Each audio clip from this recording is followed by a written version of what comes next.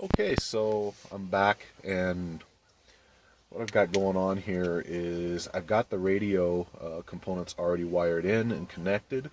I tested the radio. The radio's working, so I'm good to go on that. So all really got left is to install the wiring and everything here and get that all plugged in for the CB.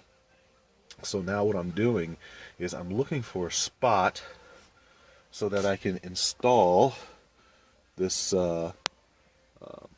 this uh, inverse multiplexer, so I can use one antenna for the radio and the CB. So I'm just looking for a good spot to do it in inside of here. Now I gotta be cautious because I don't want to attach to any of that back there.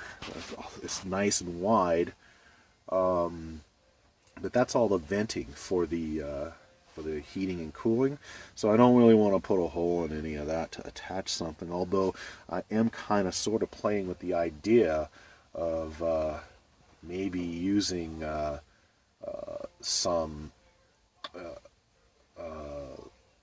Velcro. I've got like some industrial strength Velcro that I could probably stick right back there on that back wall there, and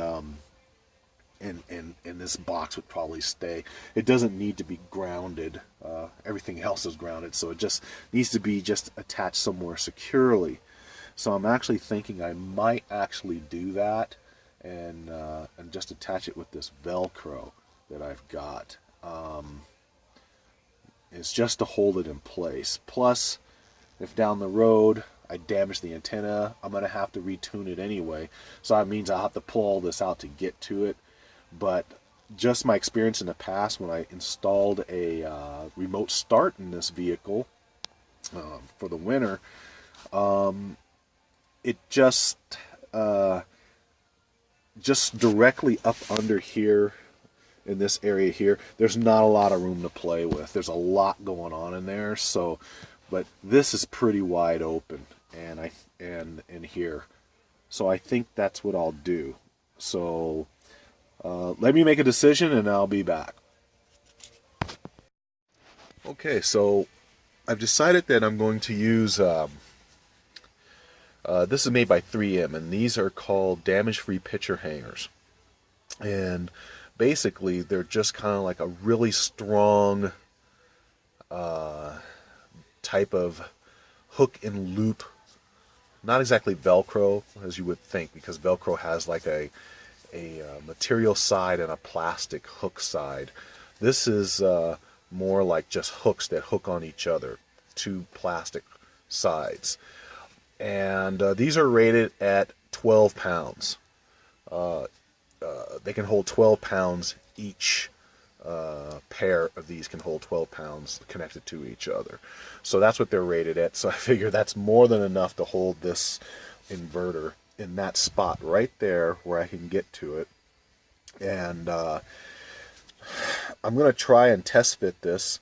I just taped it up there, just and set it on top of that loom right there, just so I can see if this will even work once I put the radio in and the CB. I want to see if it's going to hit it. If it does, then I'm going to have to look for another location for it. Now there are other locations along the back side there too, so I do have some room to play with, but I'd rather have it right there in the middle where, like I said, in the event in the future down the road, if the antenna breaks and I have to put a new one in, I got to retune it. So I want to be able to get to it and retune it. I know it's a lot of work to pull that out, the radio and everything out, but like I said yesterday, literally it was like a minute and 40 seconds to 2 minutes right in there to pull this entire front face off with the radio. So it's not that big of a deal to get in there to do that. Besides, when you're using your SWR meter, you have to have it all out anyway, because you got to connect it between the CB and the antenna. But since this is in between, I want to put this between the CB.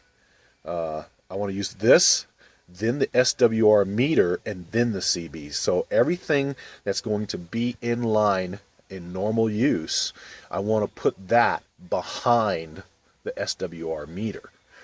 So that way, if I tuned it without having that in, and got my radio tuned in, my antenna tuned in, and then I added that to it, it will affect it. So I don't want to do that. I want to do it with this installed. So I'm going to try to test fit this, see what happens, see if I can get it in there, and without any interference to the back. I'm thinking that I won't have any interference. So we're going to find out here real quick. Unfortunately, I can't do this with one hand. I don't have anybody here to film with me right now, so I'm going to just go ahead and see if I can test fit it in there. Okay, so I've got it placed in there in the position it's going to sit, and it's looked like it's going to work. It's going to work if I set it right there. This is going to be really tricky. I don't even know if it's even going to work. But I'm going to see if I can slide it down in there and kind of see what I did. So you can see I've got enough room for that box to be back there, and it's not interfering with the CB, which is the one that's the longest component here. The radio is much shorter, so the CB is going all the way. It's already seated, and the CB is about 1.5 to 2 inches away from that. So I'm good to go with that. So I'm going to go ahead. I'm going to hook up my antenna. I still have this cable here, so I'm going to run that up inside of there. I'm going to hook it to the box, and it's going to be set and ready to go. And once I get to that point, I think what I can do is I'm going to have to hook up all my other components, and then I'll get my CB wired in.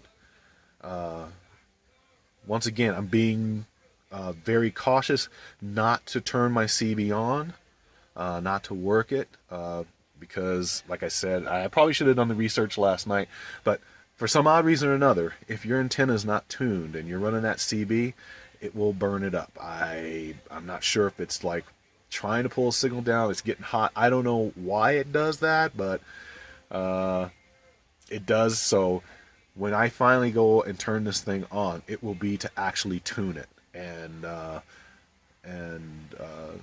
once I get it tuned in, then I'll be good.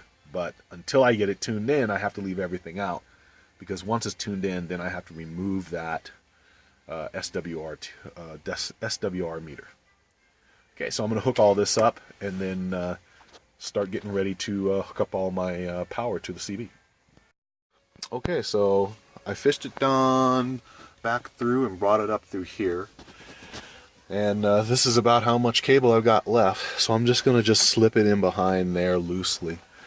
That was an 18-foot cable, if you're taking notes. So now that I fished it all the way, just using this piece, it served its purpose, and now I'm ready to hook it up. So that's where I will attach this piece right here. It just goes on with 2 wrenches, and it just goes on with 2 inches, and you're all set. So you just screw that in. You just screw that in on this end here. On this end here, and just use 2 wrenches to tighten it down, and then I'll attach it to the multiplex inverter. And I'll show you this. I took those that 3M picture hanger, and what you do is you take the 2 pieces and you stick them together face to face. You do it face to face, and you peel off the paper off of one. You stick it to the back of whatever you're sticking it to, and then when I'm ready to put that in place, I'm just going to peel that paper off, and I'm just going to push it in there, and this is not going anywhere. I mean, this is really strong. So It'll be good enough to hold this little thing. Like I said, this black one is rated at 12 to 14 pounds, I believe, per per pair of holding power, and this weighs probably not even maybe an eighth of a pound. Not even that. It's like feels like nothing inside of it. So I'm gonna attach all that up, and we'll be good to go. Okay, so the Velcro idea epically failed. It just wouldn't stick to that plastic back there. I don't know why. It sticks to everything else. But so I just de-evolved the predicament here, and I just said, well, I'll just strap it to that harness, which actually works out better because it's not going anywhere now at all. So yeah, so strapping it actually made it work better. So that's where it's going to remain, and hopefully we'll see how it works. If it doesn't work, and the only reason I'm thinking that is because of electrical interference from the harness, then I'll move it somewhere else. I don't think it should be a problem. I would think that some of the stuff should be insulated, but you never know. So that's what we're going to do. So right now, I've got the antenna plugged in. Here's the cable right here, coming out right here. So that's the antenna for the radio. I'll put in the one for the CB, and then that's where I'll connect my SWR meter. And still ain't at the point where I can get some glory, because I still have to hook up all the wiring for the CB. But this part of it is done as far as the antenna. It is now completely installed. Cables all ran and everything. That extra cable, I just looped it right behind this loop and back and forth one or two turns, just to kind of keep it in and out of the way behind that loop. And I think you can kind of see it right there, how it's looping down there, and then back up to here. And the loom is pretty tight to that back vent there, so it's going to hold it in place and prevent that from that antenna cable from like drooping down while I'm driving or anything. It's up in there pretty tight. So I guess I'm going to get all my electronics hooked up, my power for the CB, and I'll be back.